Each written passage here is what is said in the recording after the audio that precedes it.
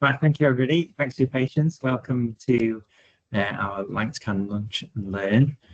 Today's theme is education, but we're taking a bit of a broader look on what that means and how we look at education in terms of climate action. We've got two great presentations today.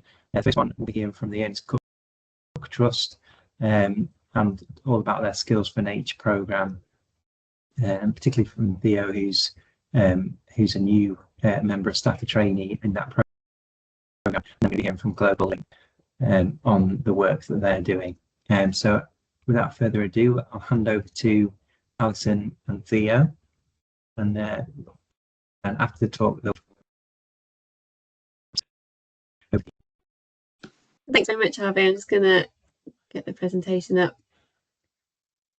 I'll make that bigger so you can all see it, hopefully.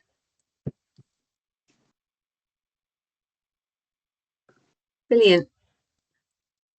Well, thanks very much, Harvey, for inviting us. Like Harvey said, we're just going to talk about our Skills for Nature programme, which offers a chance for people to kind of bridge the gap from formal education or into a new career, hopefully employing those people in the future within the outdoor sector.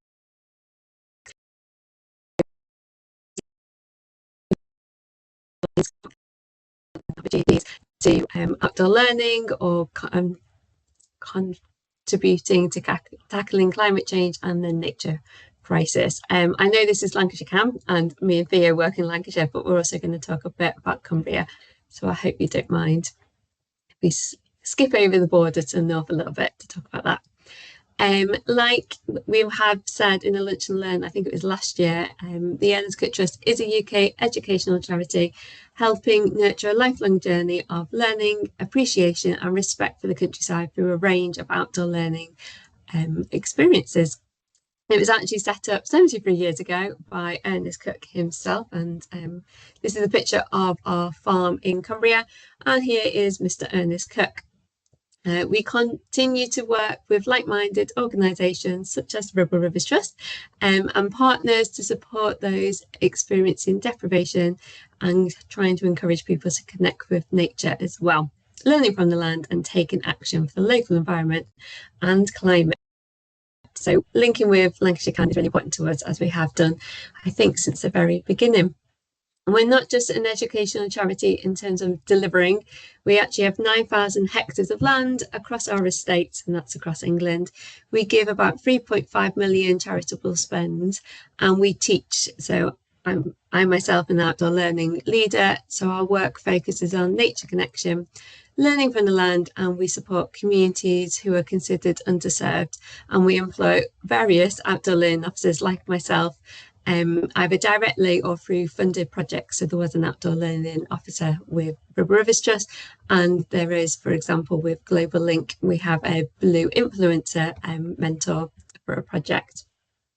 So we're very good at collaborating and working, but going back to kind of those apprentices and trainees, our Skills for Nature project is providing qualifications, specialist training courses, CPD, and we also provide work experience, so through volunteering, attend career fairs, open days, and this ranges from traditional skills. So we work with the Dry Stone Walling Association to do things like laying a hedge as well, to nature-friendly farming and supporting students who are in agriculture college as well, get that kind of life experience actually on a farm. So here's a range of skills, as you can see, and Thea doing a great job supporting. I can't remember if it was hay or straw, but there's a very important difference, but from this photo I honestly can't remember.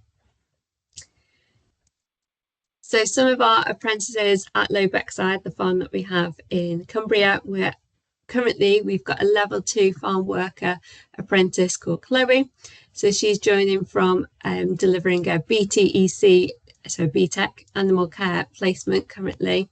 So she's doing her kind of college course at the same time as coming to the farm. And Paige was our previous level 3 livestock unit technician apprentice, and she was on secondment from the RSPB.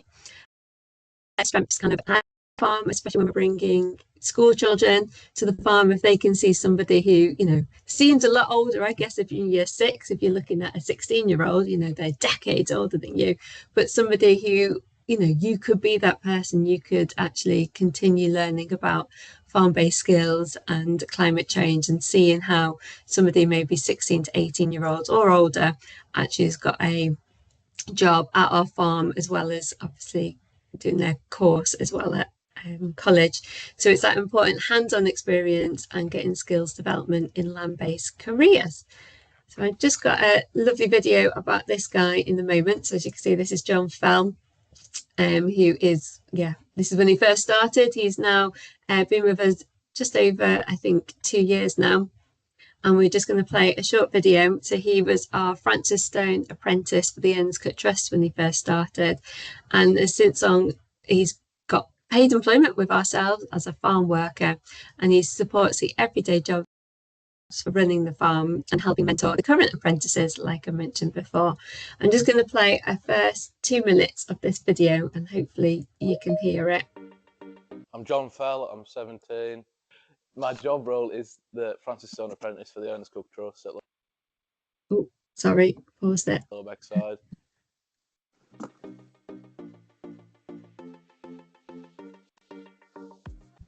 I think it was more like the way of, like the lifestyle of farming it was. So I've always been quite interested in fell farming and what it is about that sector of farming. And I was drew to the fact that there was a lot of nature-friendly environmental stuff going on, and I was wanting to possibly take some of that back to where I'm from for the future.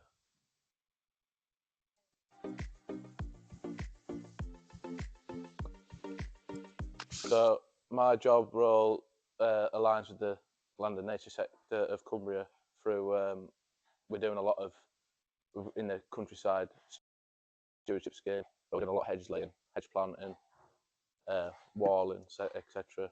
Just which is going to be done over the next 2 years, which we've got through half of it, so there's another half to do. Oh, thanks, John.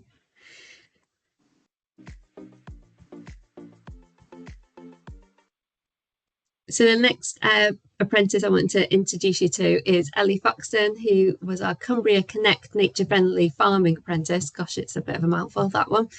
She did not actually come from a farming background, so she used volunteering opportunities with the RSPB to build her CV and skill set. So I just wanted to kind of play another quick 1 minute from Ellie to hear her experience. My name's Ellie Foxton, I'm 21 years old, I'm the Cumbria Connect Nature Friendly Farming Apprentice, and I study level 4 Countryside Management, Countryside Ranger Apprenticeship at Bridgewater Town College.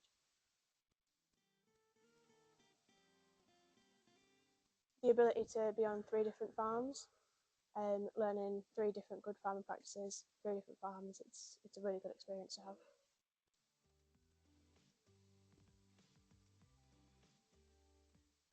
Teaching new entrants, new farming practices, and being able to farm for not only people but for nature as well.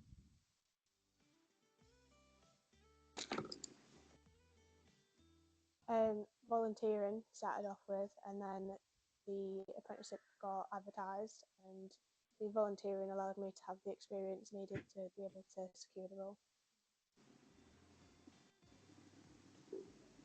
RSPB.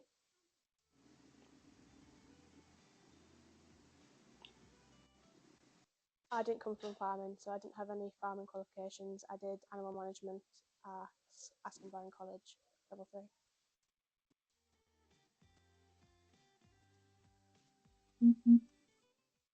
Every day is different.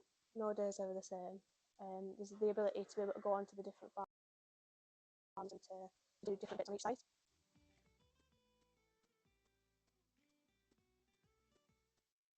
Just go for it. If you don't have any experience, that's fine. It's not necessary. You can do volunteering to start off with, or just go for it. It's a really good opportunity that I wouldn't want to miss out on. I think that's a really good bit of advice, really. Just go for it. And we definitely agree with Ellie on that one, which leads us nicely onto our traineeships, We just expect people to kind of be interested in nature and climate and have maybe a little bit of knowledge or kind of passion about outdoors, but that's really the best start, to be honest. And then we can either hopefully encourage them into different avenues, but also showcasing what's out there and what they're skilled at and what they're interested in, and maybe something they actually thought they were really interested in, have a go at it, and maybe they don't like it at all, and that's absolutely fine. So I think it's really important that we allow these great opportunities. So bringing it back to Lancashire, as part of the Connecting People and Nature project, which is what myself and Theo works on in Lancashire, we are working with the Forest of Bowling National Landscape and surrounding urban areas, and we're helping connect people to nature for a 3-year National Lottery Heritage funded project. There has been 2 outdoor learning trainees within the project. Abby Hampshire, who started as our trainee in 2023, has since gone on to be employed by the Lancashire County Council within the Forest of Bowling team, and now supports the new trainee, which is Theo, alongside myself as part of the Connecting People and Nature project. Theo is currently the trainee outdoor learning leader and has been with the Trust for over a year. I think it's about 1.5 years. So I'm now going to hand over to Theo and she can tell you a little bit more about her experience. Thank you. Hello, everybody. Yeah, so my role is outdoor learning and community engagement trainee, and I work, thinking about this presentation, I said it's important to share why this traineeship is valuable to me. First of all, I feel like it was a start for me. It gave me the opportunity to enter the outdoor sector that it's not easy for many people to enter if you don't have a background in this area. So in my role, I work with people to develop their connection with nature, both with young people and adults. And I enjoy this variety very much for them to gain some knowledge around nature and care about nature and take some action around climate crisis, which is very important for me. The second thing that it offers me is experience arranging things with schools, with community groups, getting permissions from local authorities, so the behind the scenes things that are very important, and also with planning sessions and delivering. And this experience was built bit by bit. So started when I began, it was like taking smaller tasks, and then as the time progresses and I learn more of how things work, I take on more responsibility. So this gradual thing is also very important, and I feel like the traineeship allows this to happen. It offered me training. Because it's a traineeship, I have the opportunity to decide what I want to be trained on. So it's more flexible than an apprentices. And I did my level 3 forest school. I did some level 1 BSL, some woodwork, and among other things. And the fourth thing is networking. I find very important. Is like, I've participated in many festivals, in many events, conferences.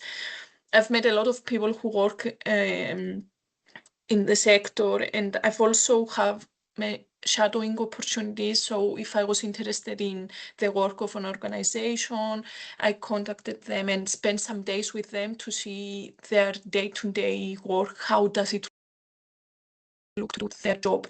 And I spent some time at Gisborne Forest, at Beacon Fell, at Bendring Trust.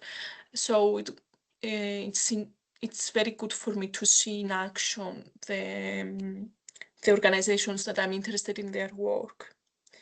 So after, I think, Alison, it's 16 months, I feel that I know many people in the environmental, outdoor learning, nature connection sector, and I know many projects that are happening in the area. I feel confident in pursuing a job because of the experience I gained, and I reckon this is the success of the traineeship. And I've identified areas of deeper interest for me. So through the variety of things that I have been doing in my traineeship, I see things that are more interested in developing further, and strengths and areas for to work on for my personal development. Yes, thank you. Thank you very much, Theo.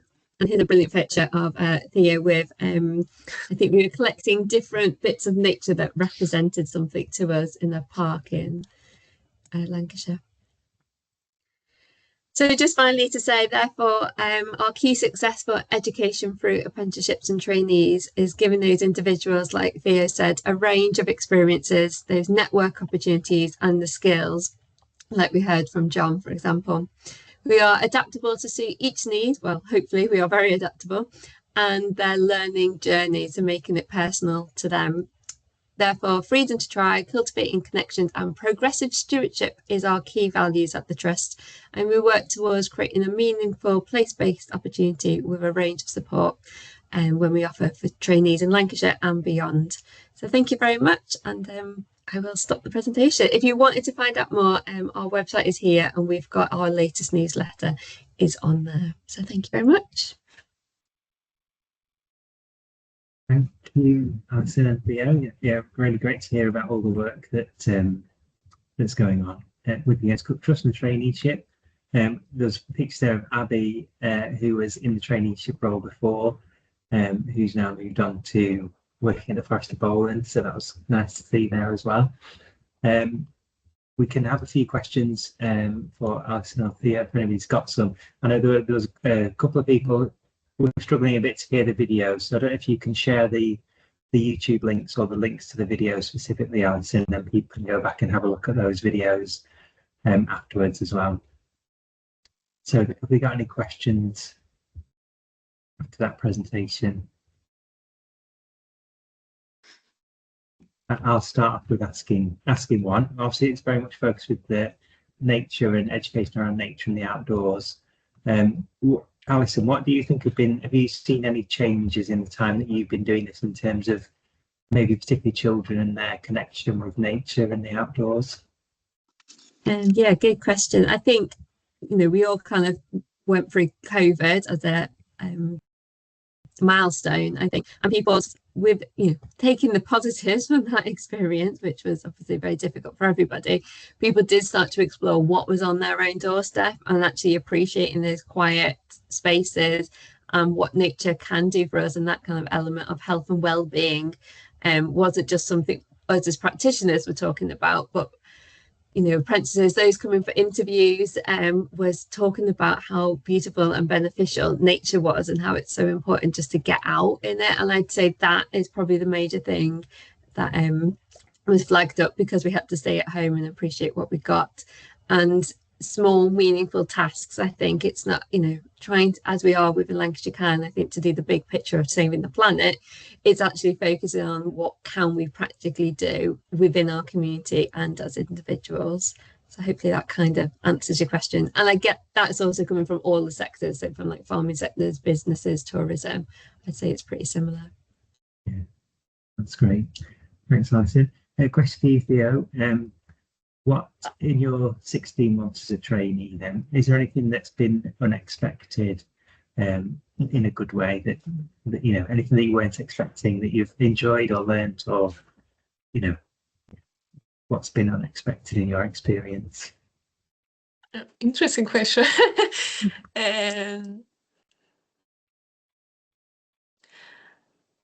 I think I always knew that I enjoyed working with a variety of ages, and maybe because I studied primary education, so I was more like seeing myself working with kids. Maybe the work with adults is a bit of a surprise, let's say, because it's very different to working with kids, and I really enjoy it. It's very rewarding, and different connections you develop through working with adults.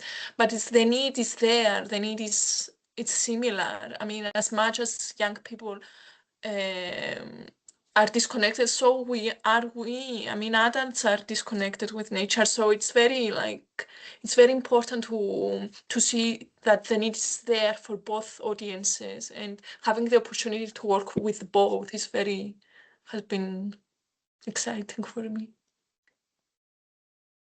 That's great. Yeah, thank you. Yeah, we've got Gisela, do you have a question? Hi, Alison.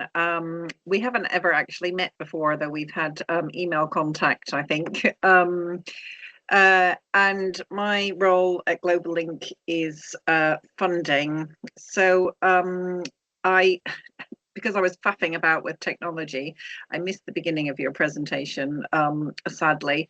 But are there going to be any open grant programs following the Blue Influencer scheme? Because Yeah, I'm good thinking question. ahead. Yeah, what happens? What happens after that? Yes, as you know, our influencer scheme project. So we had our green influencer scheme project, which started in 2020. And then we have the blue influencer scheme projects. And for anyone who doesn't know, that's working with 10 to 13-year-olds doing climate social action across England. So we fund at the moment 10 blue mentors within different organisations, and we've got Laura currently within Global Link in Lancaster. The project, importantly to say, is part funded by the I Will Fund, which is the youth social action bit, plus one of the departments of sport, industry, media, and I can never remember what that acronym is. Therefore, we have put in an application with I Will, and we are waiting to hear back, and that's all I can say at the moment. With all of these brilliant partners and projects, having that other funder, other organisation really does help flesh out those things. Otherwise, it becomes, as we all know, just you as the standalone. So yeah, it is about collaboration, and importantly, that collaboration work just means that we're working for that bigger picture and kind of doing it on a grander scale, especially obviously having the department, the government involved. You know, we are feeding into that bigger picture. So I hope that kind of gives you an answer, but I don't have a definite, yes, here's some money, unfortunately. Great, thank you.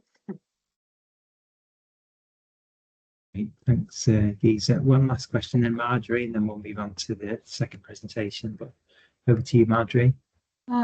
Yes, hello, Alison. My granddaughter has just started working at My Skill College. Hey, I wondered if you have any links with them, and if so, what are they?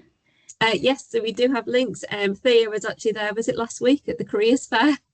So yeah, that's a direct link.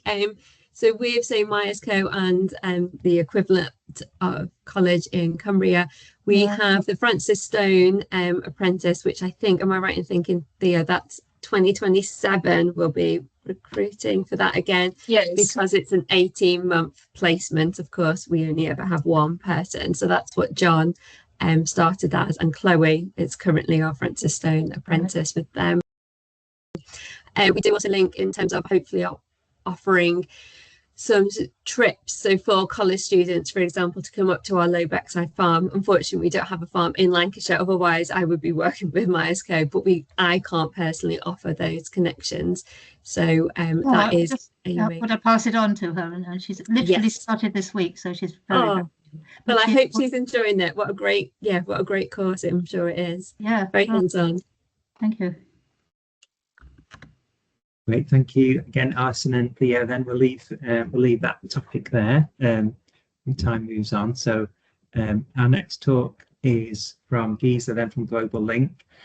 So yeah, Sam's going to drive the presentation. What we've heard from Alison and Theo about education, outdoor education, linking nature, and climate action. And Gisela's talk is going to be a bit broader than that, I think, on the work of Global Link. So this is more looking at sort of global citizenship, sustainability, and many other things. So over to you, Gisela.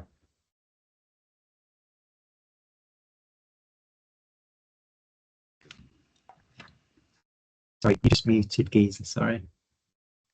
Okay, sorry. Thank you for bearing with my lack of technology skills.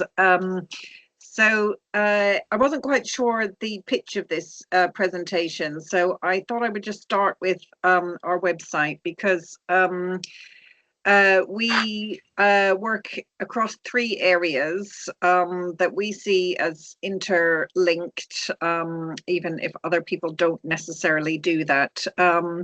So our kind of new strapline is that we're building sustainable, caring, cohesive communities in Lancashire through global education and sustainability, like our Blue influencer work, refugee support, which is what we are known for at the moment, because that's where most of our work is at the moment, and community heritage. If we could move on. That's the trouble, I have to tell you when to move on the slide, don't I? So we started off as a global education centre. If that is Marjorie Drake from LGC, we were LGC was in Preston. We started in Lancaster in 1993 as a development education centre. Now we're referred to as Global Education Centre or Global Learning. And we work across these 8 key concepts of human rights, diversity, sustainability, social justice, conflict resolution, global citizenship, and interdependence, values and perceptions, which is kind of more about stereotyping. If we could move on. So global learning has been our core business since 1993. We're part of the National Development Education or Global Learning movement. And global learning is participatory and develops understanding of global power relationships, critical and creative thinking, open-mindedness towards difference, and a belief we can make a difference. And we have always used lots of different creative methodologies to do that. If we could move on. So at the moment, one of our, probably our main global education activity is the Blue Influencer program that Alison was just talking about. So we're working in several local primary schools and with a youth group of refugees and local young people, and that is about taking climate action. We could move on. We've also done some work. Alison, who works for us, has done a lot of work around building resilience to flooding with local Girl Guides, and also did some work in Cumbria, and we're part of another new research project around local flooding. Move on. And then our sustainability work, we used to just focus on work in schools. Now we are doing much more with the wider community. So we're part of the Closing Loops project, which is a 5-partner project across the district, which is about reducing food waste and closing the loop between consumption and production and consumption of food. So we're delivering the kind of cooking aspect of that, trying to encourage people to cook with locally grown produce. We also run a food growing project at Claver Hill, a community farm with refugees growing their own food. Could move on. So probably most related to this presentation, we're also very keen to get refugees and asylum seekers engaging with nature, as Alison says, for their mental health and well-being largely. So for years now, we've been taking people on hikes in the Lake District, going on trips to the Natural England nature reserves around the bay. We're participating in the Connecting with Nature project that AONB are running, so taking refugees out around the Trough of Bowland, and working with Lancashire Youth Challenge, which again is about getting young refugees engaging with nature through a local farm. And for the first time in a couple of weeks, we're going to, some refugee volunteers will be planting trees with the Loon Rivers Trust. And getting involved in other local community gardening projects. We could move on. So the other thing that we have been doing for many years now is community heritage. which first of all doesn't seem related to global education, but basically we're using a global dimension lens through which to do community heritage projects. So we explore histories that relate to those 8 key concepts of human rights, social justice, sustainability. So our recent really big project was Migration Stories, which was working with volunteers around the northwest of England to document stories of immigration and emigration from the northwest of England since Roman times, to basically demonstrate how migration is a normal part of human history. Currently, we're doing a project with Carnforth Library, which is also kind of focusing on immigration from Carnforth to parts of the world. Yeah, we're keen on using community heritage. We try to bring asylum seekers and refugees into those projects as well as researchers. We could move on. One of the key things about our in our global education practice now is anti-racist refugee awareness work in schools. So we have this exhibition, Escape to Safety, which goes into secondary schools. It's a simulated experience of asylum seeking, and we also bring refugee speakers into schools to share their stories. If we could move on. So we now are most known for our work with refugees and asylum seekers. We support around 400 asylum seekers and refugees every year, depending on the number of asylum seekers in the district. So when there are 2 hotels here, it was 700, but since the hotels have closed, we're supporting less, but probably in more complex ways. If we could move on. So I wasn't sure if I should just focus on the work we're doing or just explain a bit about the difference between asylum seekers and refugees. Does anybody want me to do that, or should I stop here? No, I think that'd be useful for everybody. I think people would be interested to understand the difference. Yeah. Okay. So there is a big difference between asylum seekers and refugees and migrants, obviously. The terms are used interchangeably, so it is helpful to know what the difference is. So asylum seekers are people who have entered the UK and have applied to the government for protection because their own country is unable or unwilling to provide that protection. And a person will be granted asylum if they meet the legal definition of the refugee set out in the 1951 Geneva Convention, which is this definition here.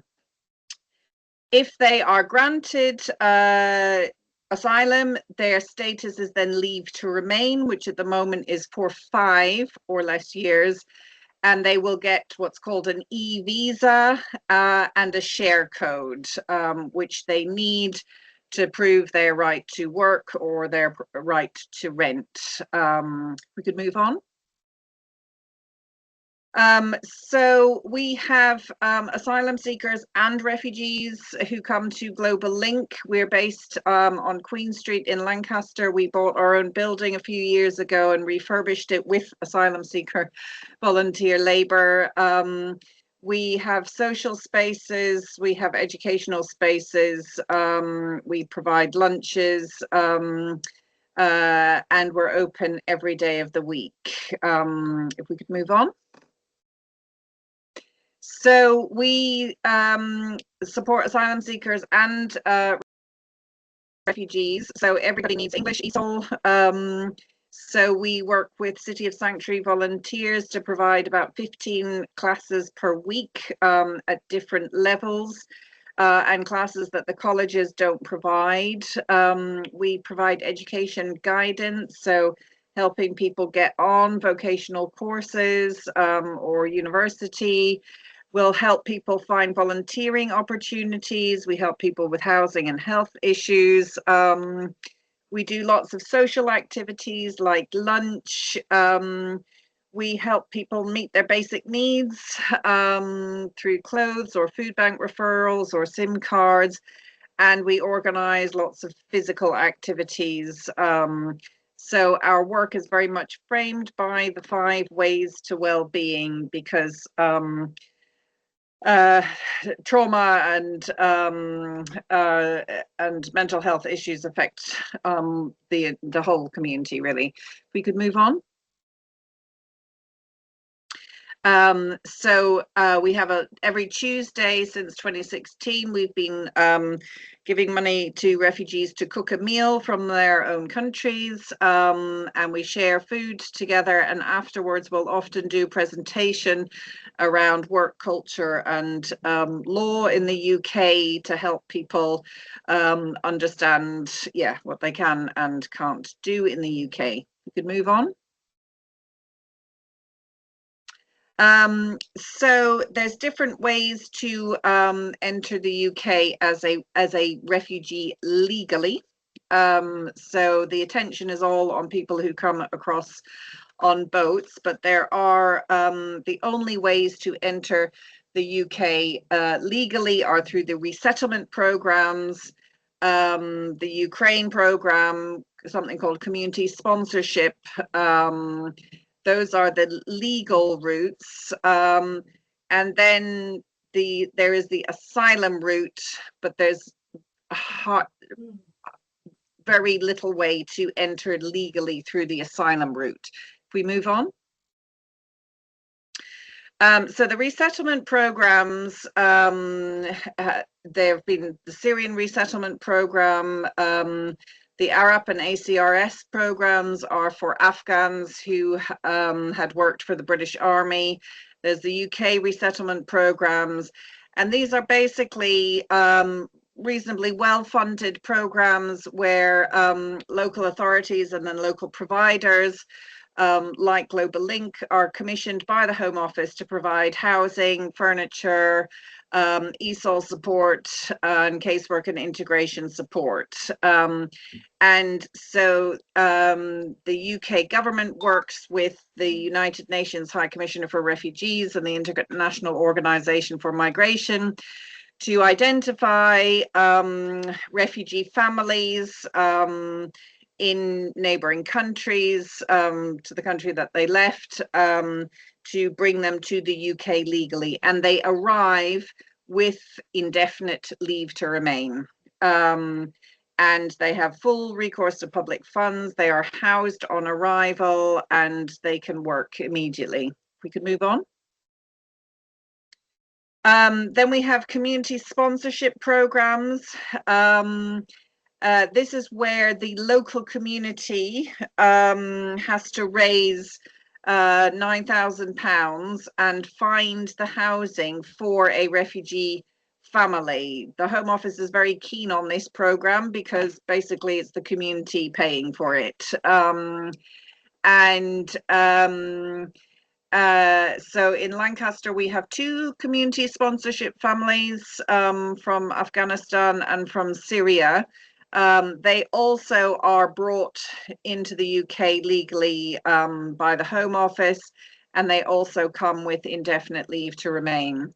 The Ukraine program, the visa is also a legal way for Ukrainians to come here. And then there's the new one, the British nationals overseas for Hong Kongers, but they have no recourse to public funds. If we could move on. So most people come through the asylum route, which means they have to be on UK soil to actually apply for asylum. So there's obviously varying ways to get to the UK, but there's no legal way. There's no asylum visa for people to come to the UK. So people are coming by boat because that is for many the only way to get here. So when they arrive in the UK, they apply for asylum. They immediately have what's called a screening interview. At this point, some people are detained if they're clearly not, they clearly are not seeking protection as a refugee. They're then sent to initial accommodation, which is provided by the Sercos and Clearwater Springs, the multinationals of the UK, who house them initially in hotels. They then apply for asylum support. That means accommodation and cash support of £49 a week.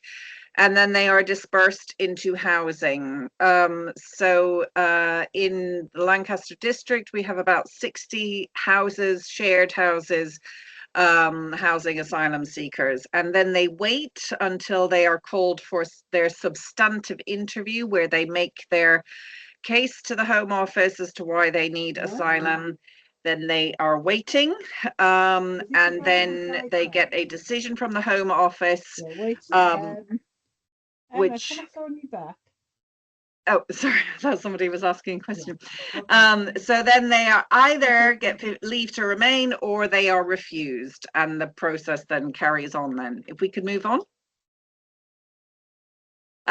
So most of the people we are supporting are asylum seekers who are waiting for their interview, or people who've been refused and they're waiting for their appeals.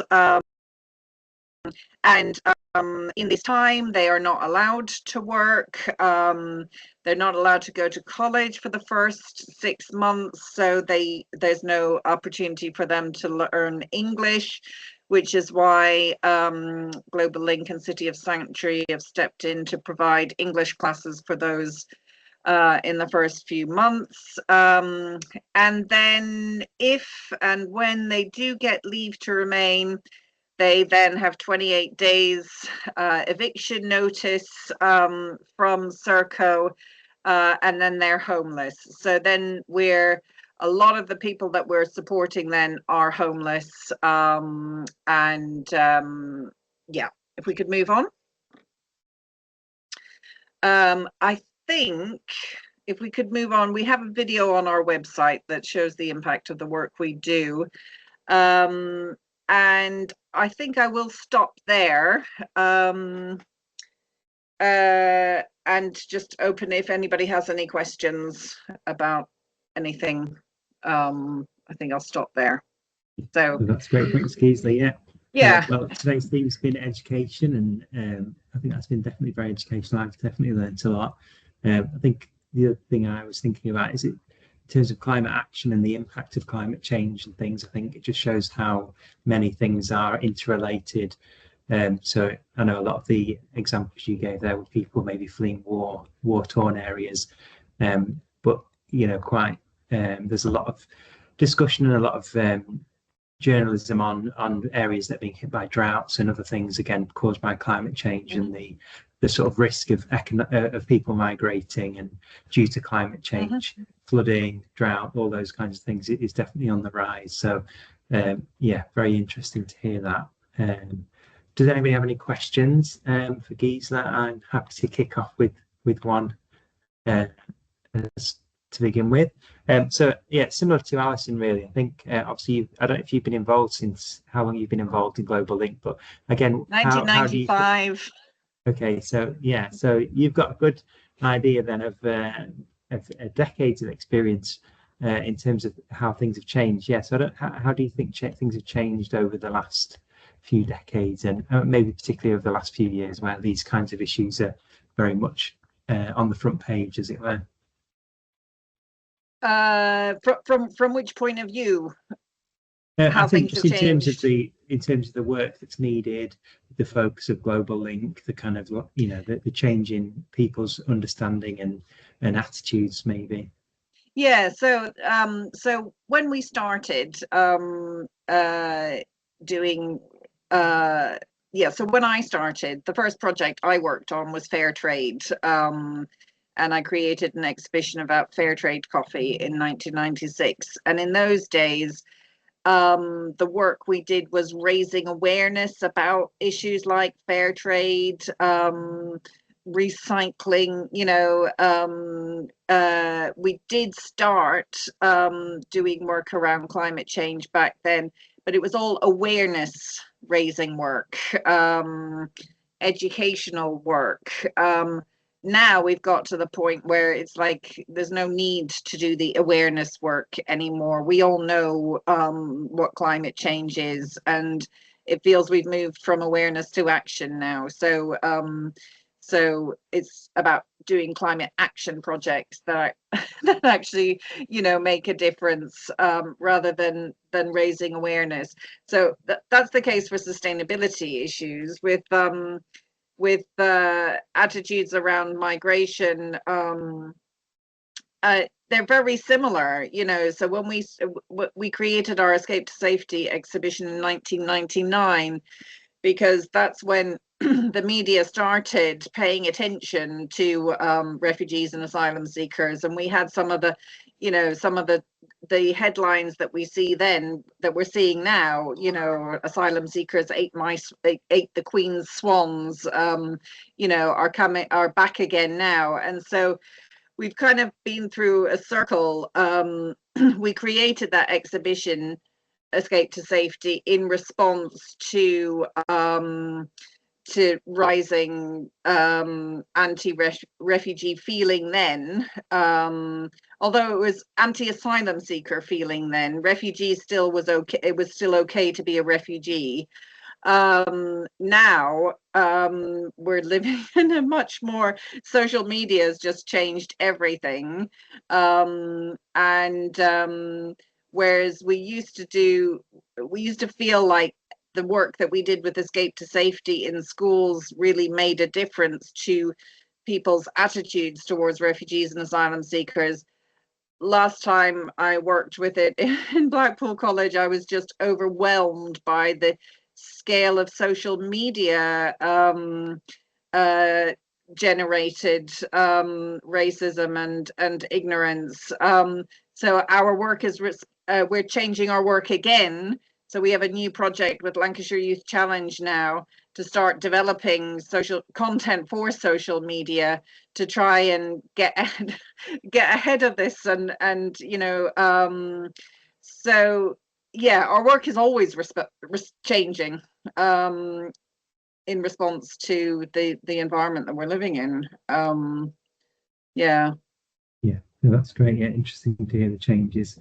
I think again, it just makes me think about we're on one planet, we're all on here together, and the work on a positive note, the work that you and others are doing to try and just bring people together and have that positive action, I think is something that all of our Lancaster members will be trying to do. Everybody's trying to come together to do positive, to make a positive difference. So yeah, great to hear. Does anybody else have a question? Yeah, great. So over to you. I think you're on. Oh, hello.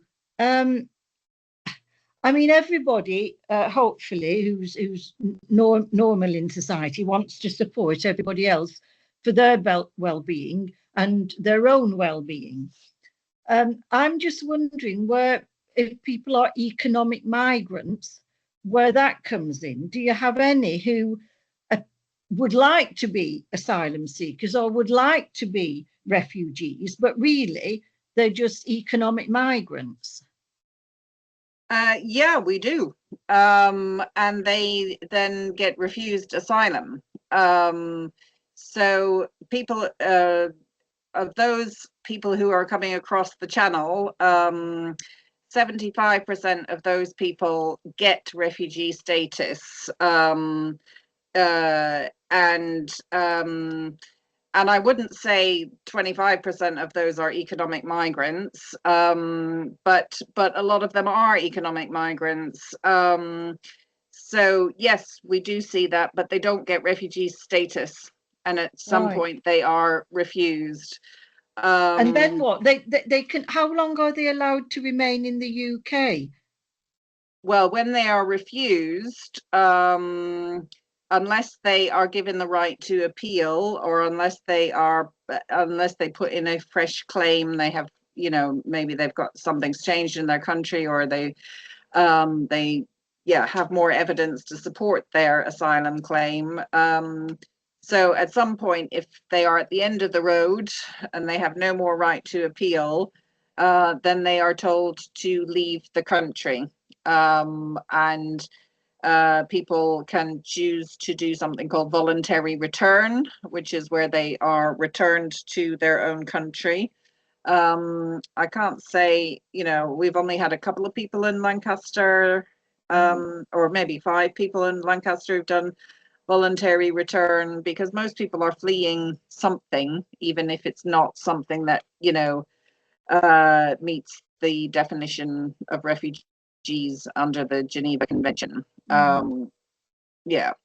I mean, I suppose I'm only asking because most people, if somebody's fleeing for their life, or the climate has affected where they live, common sense is they will go to the nearest place that could support their living rather than necessarily a little island. Well, most of them that's do at least go. 20 miles. Sorry. So most refugees do go to the neighboring country. So what is it? 80% of the world's refugees go to the neighboring country. Yes, yes. So, Turkey had 2.5 million Syrian refugees. We took in 20,000. But the difference is Turkey is somewhat larger than we are, and our density of population is quite high. We can't make our borders any bigger because the sea will stop any border we have becoming any bigger if you call it Great Britain. And I'm just wondering why. What saddens me is people's genuine concern about the number of people coming to the island, when we ourselves have a heck of a lot of people who are living in poverty in this land. Now, I know it's proportional in a sense, poverty and all of this. And if you go to some other parts, it's even worse. But I just wonder if we try and stamp on people's genuine concerns about people coming into this land, and we appear to be helping those arriving, almost to the detriment of those already nowhere else to go, because the only language they have is English. The only, they don't want to flee anywhere else, because if nothing else, the language can be a problem, especially in Europe. What can we do? Do you have any ideas to help ordinary people? There's a few points there. So less than 1% of the UK population are actually asylum seekers and refugees. Very few of the world's refugees come to the UK. Most of them stay in the neighboring countries, and then even if they do come to Europe, per head of population, the UK ranks 17th in terms of taking in asylum seekers and refugees. The solution to many of the problems that people perceive around asylum seekers is actually just give them the right to work in any profession. And then they could be contributing to the economy, funding their own housing. And over 5 years, it's been estimated if asylum seekers were allowed to work, they would be contributing £1.2 billion to the UK economy. They wouldn't need to be housed in hotels. So they would be paying their own way. Sorry? Why do you think we don't? If it's so obvious that that's what we should do, why do you think obvious? It is so obvious, and we don't understand why the government just doesn't let them work. It doesn't make any sense. Thanks, Grace. We're nearly coming to the end of our hour, so we'll just try and squeeze Marjorie's question in. Thanks for your contribution, Grace, as always. Quick question from you, Marjorie, and then it's more of a comment, really. Hi, Gisela. Hi, Marjorie. I'll just take it. What you're doing is absolutely wonderful. I'm really impressed. LGC had to close many years ago, and I'm still working in fair trade in Preston. I would just take issue with your statement that we don't need to raise awareness much anymore. I still think we do, very much so. I think what Grace has been saying, it just proves that. And we had a big conference in County Hall the other week for schools, for fair trade conference. We had 50 applications from the schools all around Lancashire, and there was a real thirst for more knowledge, more awareness about fair trade.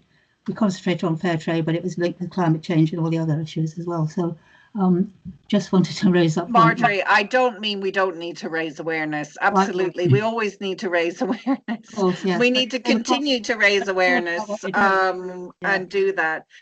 But in terms of the climate crisis, we're kind of, we need action, not just awareness, absolutely. is what I mean. Yeah, yeah. Awareness has to come first, really. There's still a lot of ignorance about it.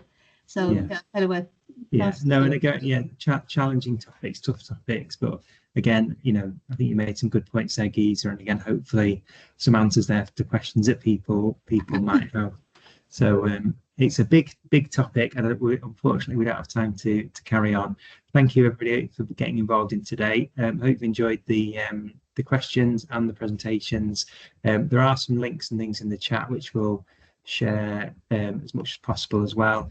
Just as a reminder, there is our annual forum which is on the 4th of March. So Naomi's put the link in the chat there. If anybody's not signed up, please have a look at that. That's a full day of talks and discussions and activities. I think there's 180 people signed up-ish already. Naomi, I don't know if you want to come in on that. Yeah, about 180 people signed up already, so there's only limited tickets left, and it'd be great to see you all there. So I've put the link in chat, and there's all sorts of information on that page as well, but really valuable. It's a great opportunity for all of us to get together, talk about the projects we're working on, and just kind of collaborate and share and network with all climate action that's happening across Lancashire. And just to say, amazing talks. Thank you so much. It was I've learned so much. It's been really valuable, and thank you all for your time as well.